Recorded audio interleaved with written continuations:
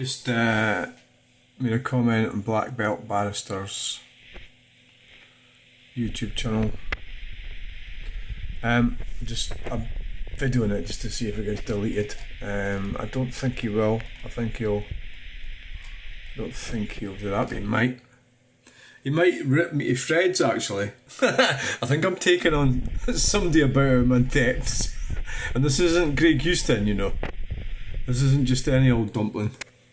So what I'm saying to him is, with respect, you either don't seem to understand, acknowledge the Gender Recognition Act and the Superior High Court, the European Court of Human Rights. The GRA supersedes the court ruling paid for by billionaire J.K. Rowling and has highlighted government incompetence. During the announcement of the High Court ruling, the spokesperson stressed that nobody had won anything, and yet Rowling's radical feminists cheered and rejoiced. The fact that a billionaire can interfere with democracy in this way, plunging over £70,000 into this, is the real slur on democracy. Soon this matter will be resolved by the ECHR.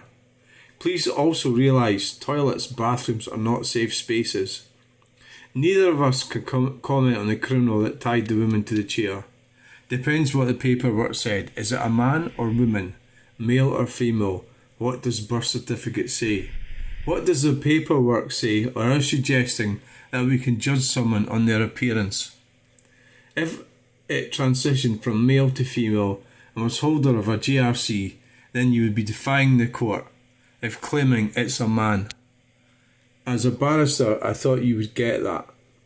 All it seems you're doing here is pushing your own personal bias, bigotry and pandering to the largely stupefied, ignorant masses. We'll see how we got on with that. I'm probably being a bit brave with that because forcibly returned, that's just not it's true. This video here. So enough about that. I'm not going to labour the point too much. The law. But now to the story from the BBC. I cannot take this seriously. I'm sorry, but I really cannot take this seriously. Now, up until February, who cares what you take seriously? It's not. Doesn't matter what you think. You're supposed to be a barrister. When the new policy for prisoners was to include violent offenders who are male identifying as female, this person would have been imprisoned in a female prison.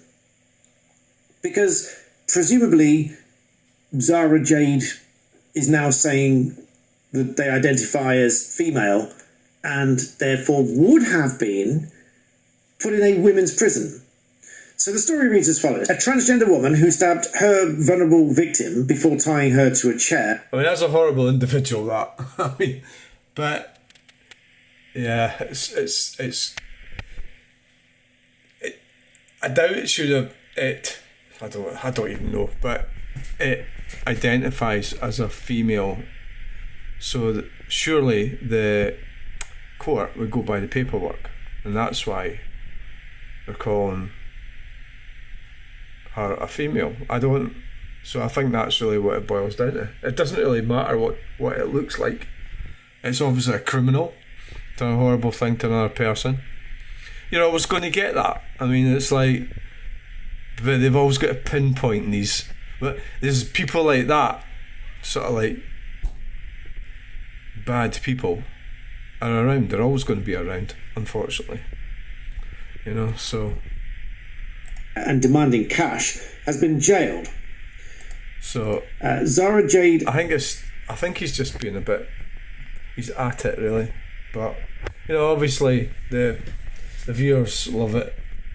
You know, so I don't know what the paperwork says. I'm not going to sit there and go, oh, look at the state of that.